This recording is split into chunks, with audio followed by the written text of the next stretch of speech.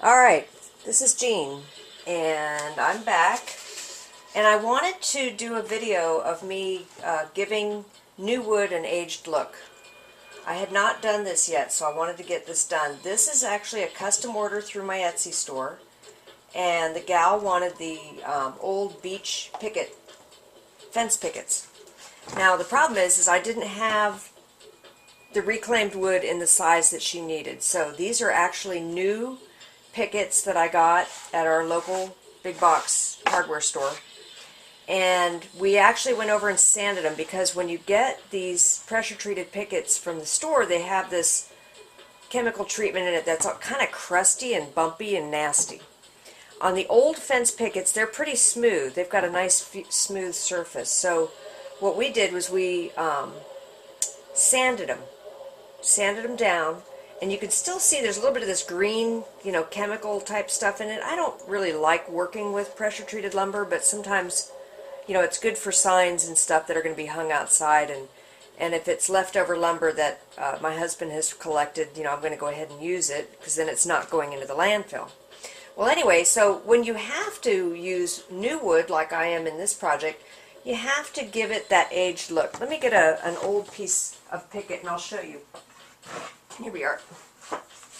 These are some of the old fence pickets, the original ones, from my mom's beach house here in Cocoa Beach, Florida. Now, you can see where there's different tones. This one actually has been washed.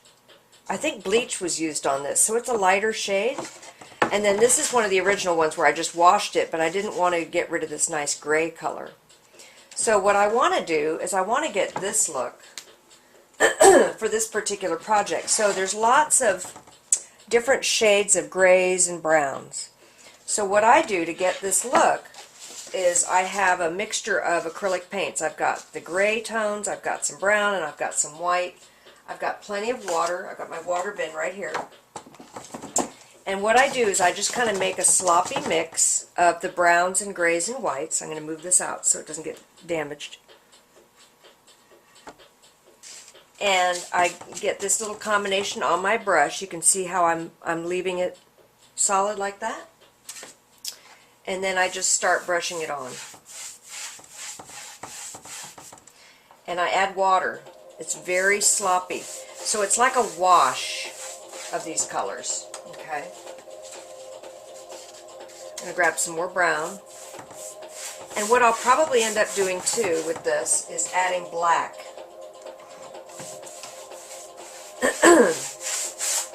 Now you don't want it to look like it's painted. You want it to look more like a stain. So with the paint that I had on the brush, I'm just going to add water now to it. And I'm going to use the edge of my brush. I'm really kind of pressing down hard, and I'm spreading this color. So I can spread it so that I can see. I want to be able to see that wood grain still. Let me grab some of this dark gray. Here we go. And I think I'm going to grab some black. I don't have any black out. Here we go. Here's my black. I like adding the black too, just to get, see, remember, we're going for this look. So I'm going to make it a little bit darker.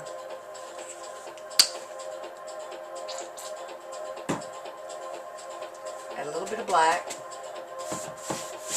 There we go. And I'm scrubbing it in. I just add water and then I scrub it. See, and this end still is a little bit heavy for me. What I might end up doing is taking a rag and I'll rub it. You never really know how these are going to turn out, because the wood has different densities in it. And you want to make sure you get the edges too, with the same colors that you're using on the top. I'm not going to worry about the back. Obviously, it's a sign. It's going to be on the wall.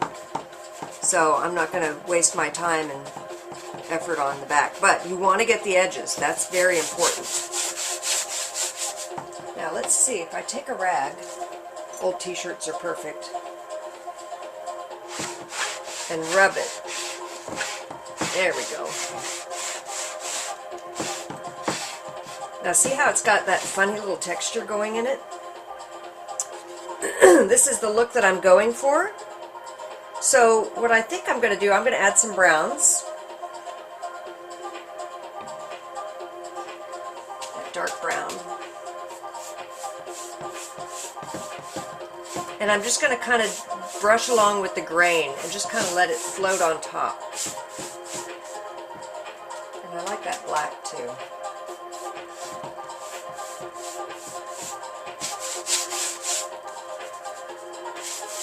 There we go.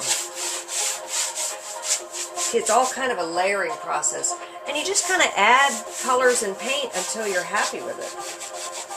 There we go. Just scrub that. I'm listening to my focus music again. I tell you, I don't know what I would do if I didn't have my focus music. It works. I need it. I'm easily distracted. Okay.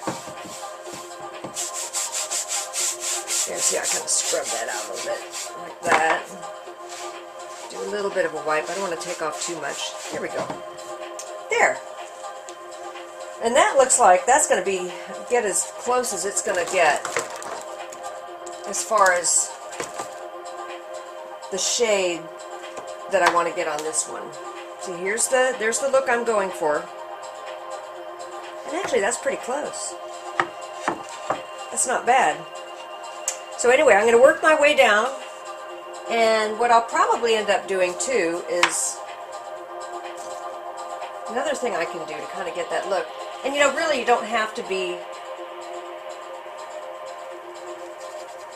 you know, worry about it that much. I'm just adding a little bit of darkness to some of these grains just to give it more of that look. But I'm going to be painting one of my Sanderling scenes on top of this. So anyway, this is how I take new wood. If I have to use new wood in a project, this is how I take new wood and I give it that old fence picket look. I don't have to do it all the time, but if I'm doing a custom order and it's a certain size, then that's what I do.